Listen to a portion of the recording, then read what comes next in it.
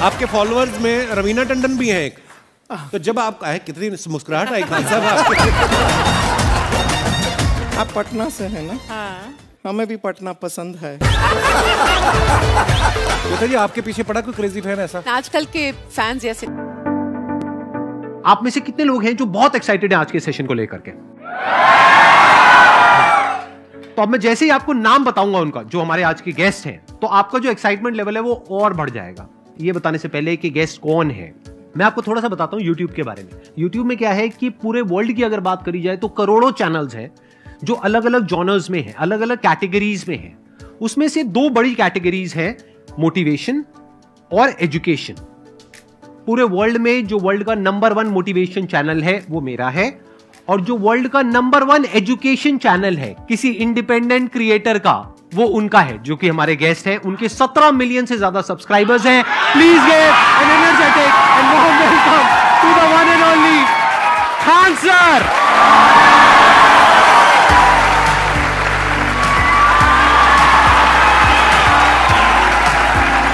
क्या हाल चाल जी, कैसे हैं आप?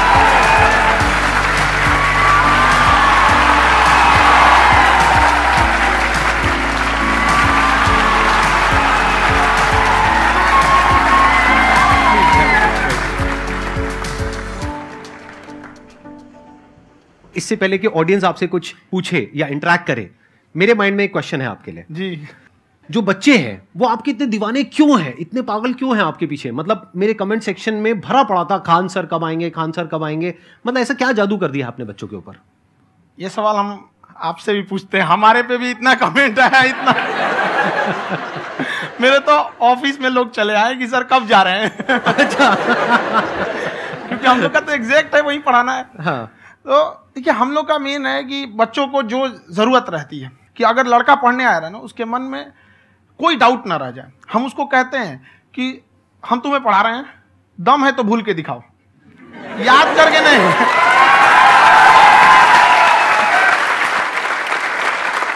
प्लस आप जिस प्राइस पॉइंट पे पढ़ा रहे हैं, आई थिंक वो सबसे कम है, वो बहुत ही कम है। सर ये जो फीस का कल्चर है, ये हमारा इंडियन कल्चर नहीं है। हमारा इंडियन कल्चर गुरु दक्षिणा है, उस हिसाब से वो सही है। ऑक्सीजन जैसे जिंदगी के लिए जरूरी है, वैसे एजुकेशन जरूरी है। कोई ये नहीं कह सकता है कि पैसे की वजह से वो खान सर के यहाँ से लौट गया। क्या बात है।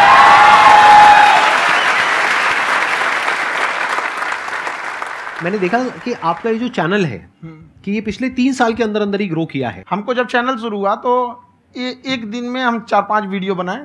एक हमको कुछ आता, आज भी नहीं आता इतना, तो हम देख के कैमरा उमरा तो हम कंफ्यूज हो गए, बाप रे।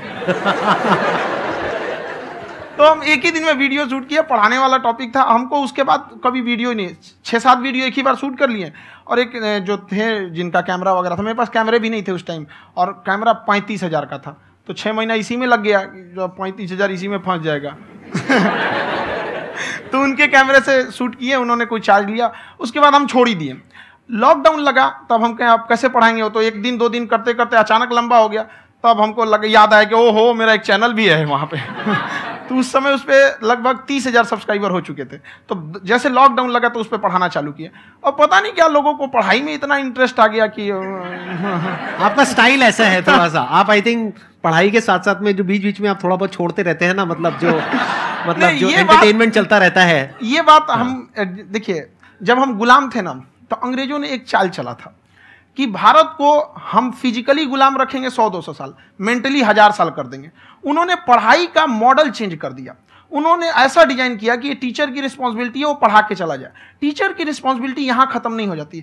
पढ़ाना तो कोई भी पढ़ा सकता है, टीचर की इससे बड़ी रिस्पॉन्सिबिलिटी होती है उसे समझाना। वो समझा कि नहीं समझा। अगर लड़का आपके समझाने के बाद डाउट रह गया तो ये आपकी गलती है। लड़का हमसे पूछता है सर इतनी भीड़ है आपके पास, तो कहे सर डाउट कैसे पूछेंगे? हम कह रहे यार तुम्हारा डाउट बचेगा तब ना पूछेगा तुम डाउट यहाँ पे।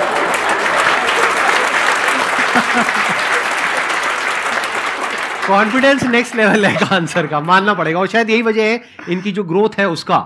किसी ने शायद सपने में भी नहीं सोचा होगा कि पिछले 2 साल के अंदर अंदर जो आपके चैनल की ग्रोथ हुई है, जैसे आप खुद ही बता रहे हैं कि लॉकडाउन के टाइम पे आपके 30,000 के करीब सब्सक्राइबर्स थे, आज की डेट में 17 मिलियन है।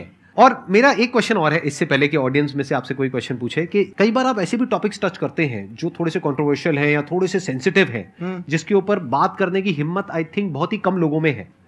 तो आपको कभी ये नहीं लगता है कि कहीं ज्यादा तो नहीं हो रहा है, इसको थोड़ा रोक देते हैं, थोड़ा कम कर देते हैं, क्योंकि कोई लाइन ही नहीं है वैसे तो बोलने को, तो आप कुछ भी बोल दो, कितना भी बोल दो। हुई है कंट्रोवर्सी बहुत बार। एक्चुअली बचपन से हमको फौज में जाना था, और फौज वालों के लिए ये सब मायने नहीं रखता, उसको करना है मतलब करना है, तुम सामने कुछ भी रहो, डजंट मैटर।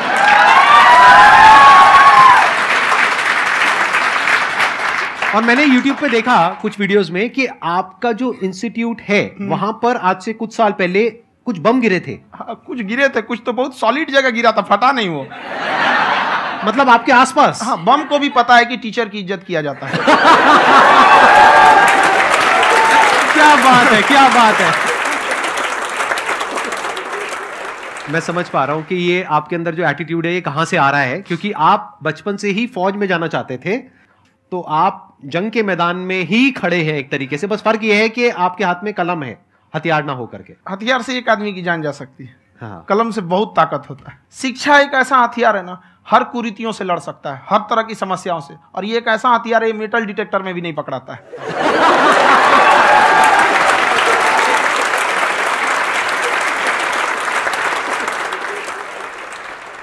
मेरा क्वेश्चन ये है कि अभी प्राइवेट ऑर्गेनाइजेशंस में पीटने का, पनिशमेंट का ये सिस्टम जो है खत्म हो गया है। हम आपके वीडियो में देखे हैं सर कि आप एक बड़ा सा रोल रखे रहते हैं, पुलिस वाला लाठी है वो, पुलिस वाला लाठी है, और स्टेज पे बुला के बच्चों को उसी से धुनाई शुरू कर देते हैं मस्त एकदम से, है ना। तो सर मतलब कि बच्चे मतलब कि डरते नहीं है आपसे, और इस तरीके से कैसे कनेक्टेड हैं आपसे, है ना। और एक और क्वेश्चन सर, यूपीएससी का जो आप अपना बैच स्टार्ट करने वाले हैं, ठीक है, उसके बारे में बताइए सर, क्योंकि मुझे मतलब उस इशू करना है सर, ठीक है। और संदीप सर को देख लिए, मेरा तो वैसे ही हो जाना है।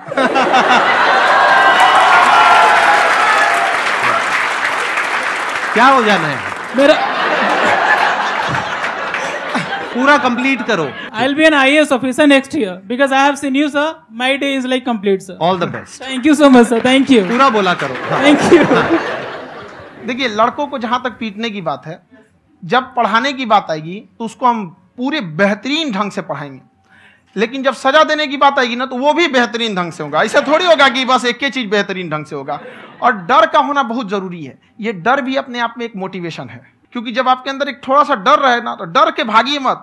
एक ऐसा डर जिसको आप लगे कि नहीं नहीं थोड़ा सा और करने की जरूरत है, फिर तो ये हम इसको क्रॉस कर जाएंगे यहाँ पर। तो लड़कों के अंदर ये डर बनाना भी जरूरी रहता है। और रही बात यूपीएससी वाले की, जो आपने बोला, बहुत सारे लड़के वेट कर रहे हैं यूपीएससी की, क्योंकि 2-2.5 लाख फीस सारे लोग एफोर्ड नहीं कर सकते।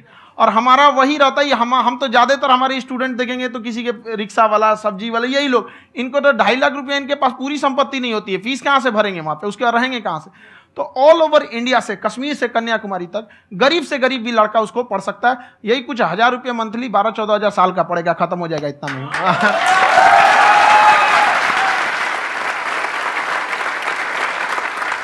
ये जो डंडे वाली बात इन्होंने कही, ये सच है? मतलब आप सच में एक डंडा रखते हो? पुलिस का ही है वो।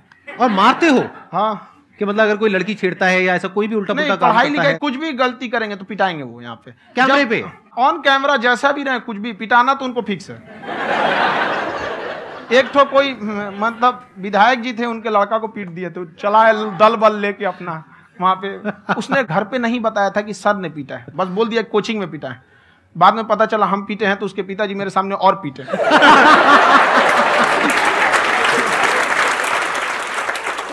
सर, आपका सबसे बड़ा डर क्या है, आप दोनों का?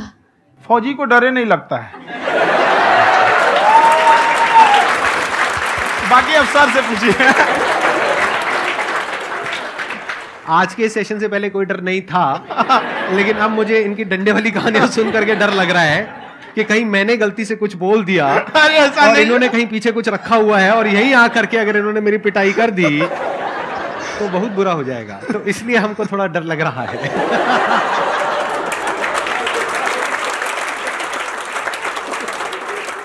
आपकी डेली कितने घंटे क्लासेस होती हैं? 6-7 घंटे। अभी भी खुद ही करते हो आप? हाँ, हमारे स्टाफ परेशान रहते हैं। हम 1:30-2 बजे सोते हैं, सुबह 6 बजे उठ जाते हैं, परेशान रहते हैं। अरे इतना क्यों करते हो, है ना? कभी तो उनको भी साथ साथ लगना पड़ता है ना? उनको साथ साथ लगना पड़ता है। हम जग गए हैं तो कोई सोया थोड़ी रहेगा, परेशान रह, दिन में सोते ही नहीं है बेचारा, कहीं कहीं जाके सोते रहता है। तो हम सीट बांध दिए कि भाई तुम इस समय सो जाना, तुम इधर सो जाना। आपकी शादी हो गई है? नहीं हुई है अभी? मेरी खुशहाली देख के आप आइडिया लगा सकते हैं।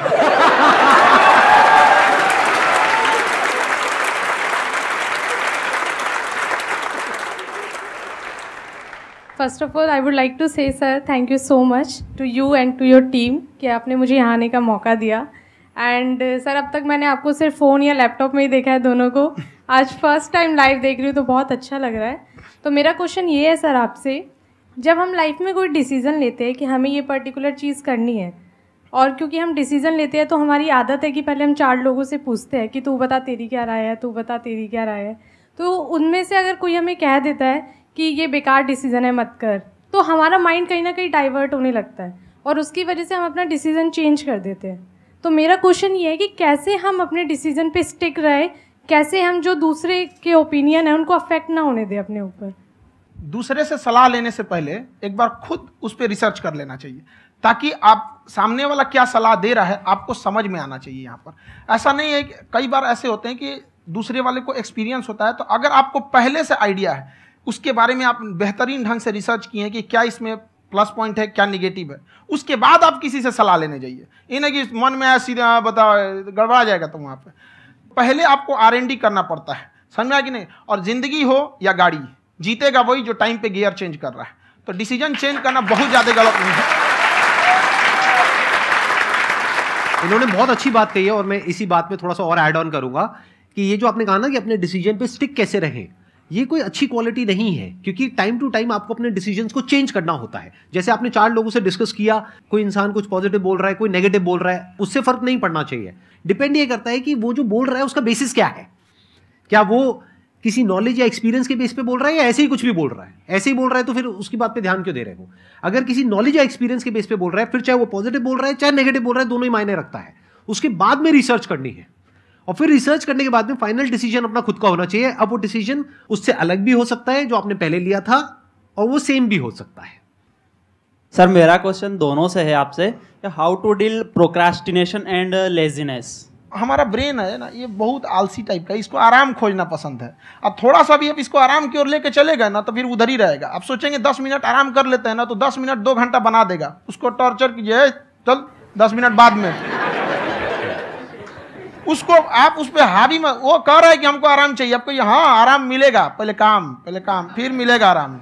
तो आप उसके हिसाब से मत चल। आपका मन कर रहा है थोड़ा सा देख लेते हैं, कोई नोटिफिकेशन आया, आप कोई काम कर रहे हैं, क्यों पहले काम कर लीजिए, बाद में देखिएगा ना नोटिफिकेशन। आप हावी मत होने दीजिए यहाँ पे। अगर आप 5 मिनट भी थोड़ा सा लूज पड़े ना, थोड़ा सा कमर सीधा कर लेते हैं, 2 घंटा बर्बाद कर दिया आपको। हावी मत होने दीजिएगा उसको अपने ऊपर। प्रोक्रेस्टिनेशन को तोड़ने का एक ही तरीका है, सबसे छोटे लेवल पे ले जा करके उस गोल को तोड़ दो।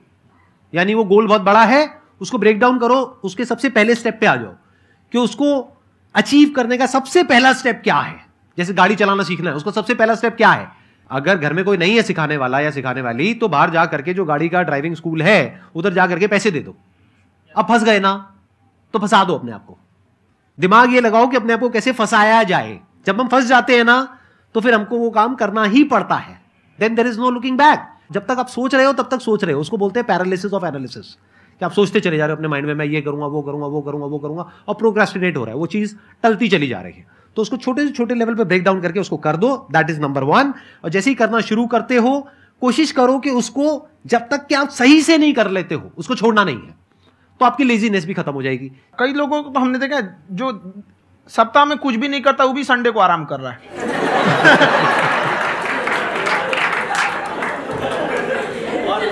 वैसे कहा भी जाता है कि अगर कोई काम आपको करवाना है ना, तो ऐसे किसी इंसान को दो जो बिजी है। हाँ। ऐसे आदमी को मत दो जो खाली है। ये परफेक्ट एग्जाम। किसी को भी आप देखिएगा जिसको आप कहते हैं कि मतलब थोड़ा ठीक ठाक आप समझते हैं कि नहीं ये बहुत आगे निकल, वो एक काम को खत्म करने के बाद कभी आराम नहीं करेगा। एक काम खत्म हुआ उसको लगेगा हाँ एक खत्म हो गया, अब दूसरा करना चाहिए। और वही जिसको देखिएगा एक खत्म हो गया और आराम करना चाहिए, कभी नहीं, लाइफ में आखिरी सांस तक। सर यहाँ पे सब हिंदी में पूछते हैं, इंग्लिश में पूछते हैं, मैं भोजपुरी में पूछूं? जौन भाषा ठीक लगे तोने में पूछ दो। हाँ सर।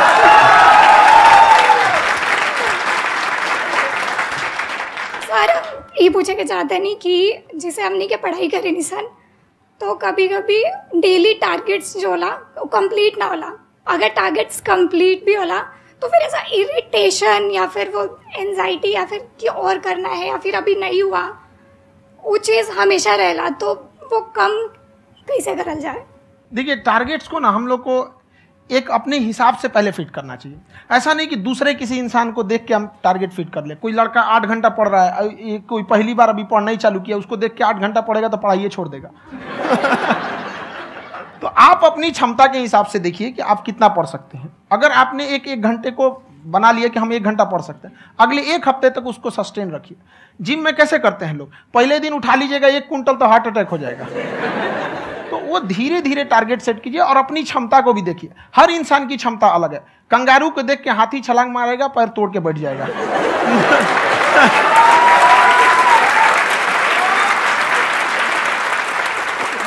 अब संदीप सर का मोटिवेशन देख के इसका मतलब क्या कि ट्रेन के आगे खड़ा हो जाएंगे, ढकेल देंगे तुमको। हालांकि ऐसा कर देते हैं, लेकिन ऐसा करिएगा लोग नहीं, क्षमता पता होना चाहिए। आपके अंदर एंजाइटी हो रही है कि मैंने कर तो लिया है। आप ये नहीं कह रहे कि मैंने कुछ भी नहीं किया है फिर मेरे को एंजाइटी हो रही है। आप ये कह रहे हो मैंने काफी कुछ कर लिया है फिर भी एंजाइटी हो रही है कि कहीं कुछ छूट तो नहीं गया है।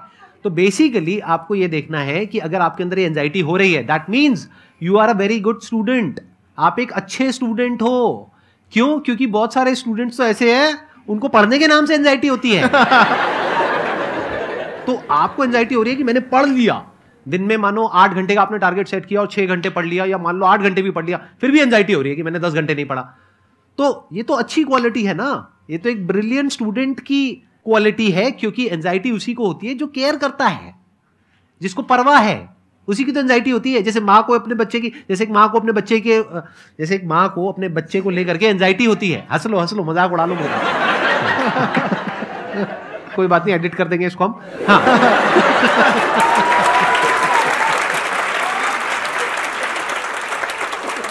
जैसे एक माँ है, उसको अपने बच्चे को लेकर के एंजाइटी होती है, थोड़ी सी भी तबीयत खराब हो जाए उसको एंजाइटी होती है, चाहे बच्चा ठीक भी है, डॉक्टर को नहीं होती है। क्यों? क्योंकि माँ को उस बच्चे से प्यार है। तो दैट मीन्स कि आप अपनी पढ़ाई को लेकर के सीरियस हो, इस वजह से आपके अंदर एंजाइटी हो रही है, विच इज नॉर्मल।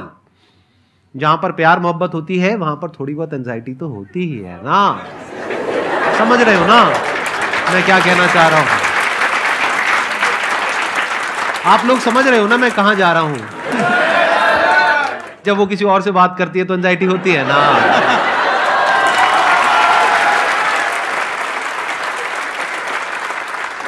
सर, आपकी स्टोरी हमने सुनी थी, तो एक टाइम आया था जब आप गंगा किनारे जाके बैठ गए थे।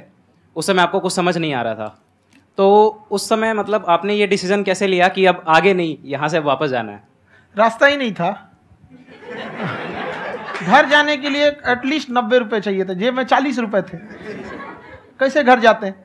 और हम गंगा के किनारे चुपचाप बैठे बैठे हम कहें कि बहुत टेंशन हो गया, अब घर जाना चाहिए। रूम पे तो किराए के रूम पे ही आदमी सारे लोग रहते। गए वहाँ पे तो रूम लॉक हो गया था। तुम खटखटाए तो ऊपर से गुस्सा से बोले जो ऑनर थे, क्या टाइम हो गया है? तुम कहीं 9-10 बज रहा होगा। घड़ी देखिए तो 2 बज रहा था रात का, 2-2:30 बज गया था वहाँ। टेंशन में आप तो होता है, कई बार ऐसा समय आएगा कि लगेगा जैसे अब कुछ नहीं हो सकता है। तो इससे घबराना नहीं है। कभी कभी गुच्छे की आखिरी चाबी भी ताला खोल देती है। जो बातें आपने बताई कि घर में प्रॉब्लम्स ये तो बहुत लोगों ने फेस करी वहां पर। आप अकेले नहीं है, बहुत लोगों ने ये प्रॉब्लम्स फेस करी, बहुत तरह की प्रॉब्लम्स देखी, बहुत तरह की स्ट्रगल्स देखी, लेकिन वो सब इतने कामयाब नहीं हो पाए जितने कि आप हुए। तो आपके अंदर ऐसा कुछ ना कुछ है जो औरों के अंदर नहीं है। तो वो मैं जानना चाह रहा हूं कि वो ऐसा क्या था जहां से कि आपका दिमाग यहां तक सोच पा रहा है कि मैं पूरे इंडिया में इतने बड़े लेवल का चेंज लेकर के आ सकता हूं, एजुकेशन फील्ड में रेवोल्यूशन लेकर के आ सकता हूं। ये सोचना ही बहुत लोगों के बस का नहीं है। मेरी एक खुद की थिंकिंग, अगर हमको कोई 100 रुपए किसी काम के लिए दिया, हम सबसे यही कहते हैं, तो हम कोशिश करते हैं उसे 200 का रिटर्न दे। अगर कोई हमसे 200 रुपया फीस दे रहा है, 250 दे रहा है, तो हम उसको ये कोशिश करते हैं कि तुम्हें ऐसा लगे कि नहीं भैया हमने 10-20 हज़ार का पढ़ लिया यहाँ पर। वो ईमानदारी से कभी कमी नहीं। और हमेशा अगर हम प्रॉमिस X का करते हैं तो डिलीवर 4X करना चाहते हैं। ध्यान से सुनना और ध्यान से समझना इस फर्क को। अगर आप समझ पाए तो बहुत आगे जाओगे लाइफ में।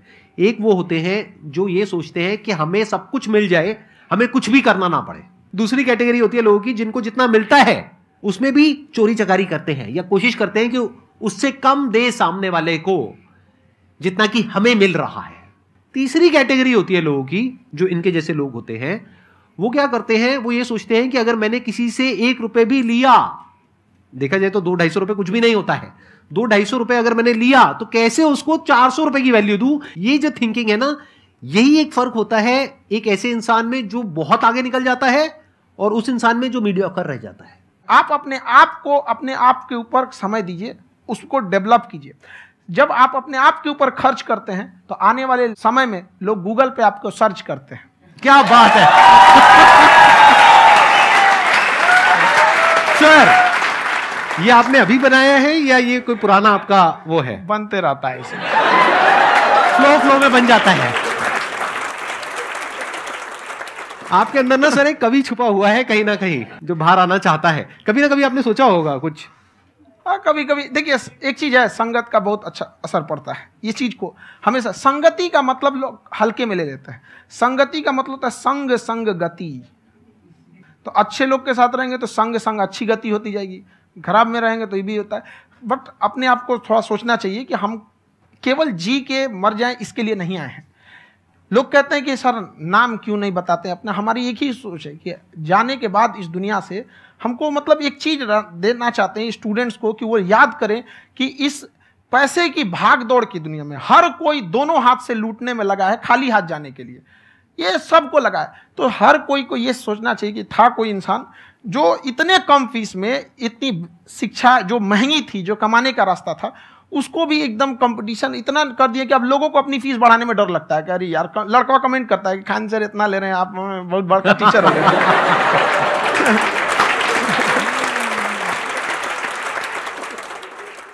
खान सर की एक क्लिप है, ये समय और समझदारी में बहुत फर्क होता है।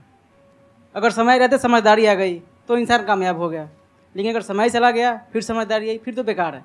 तो सर मतलब कुछ आपको ऐसी चीज़ लाना चाहिए जो मतलब बच्चों जो तैयार हो रहे हैं उनको ये चीज़ें मतलब एंड टाइम पे दिखे। समझ रहे आप मेरी बात? नहीं समझ?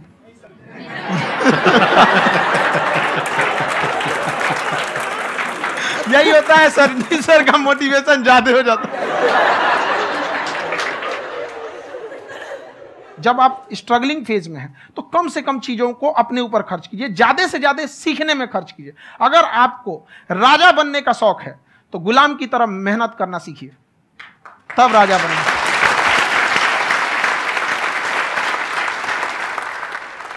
ये दुख, ये दर्द, ये सब तेरे अंदर है। तू अपने बनाए इस पिंजड़े से बाहर निकल के देख, तू अपने आप में एक सिकंदर है।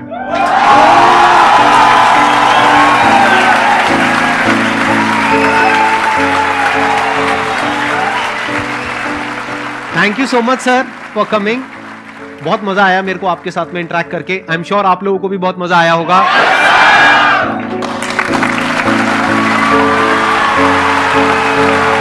Thank you so much ji.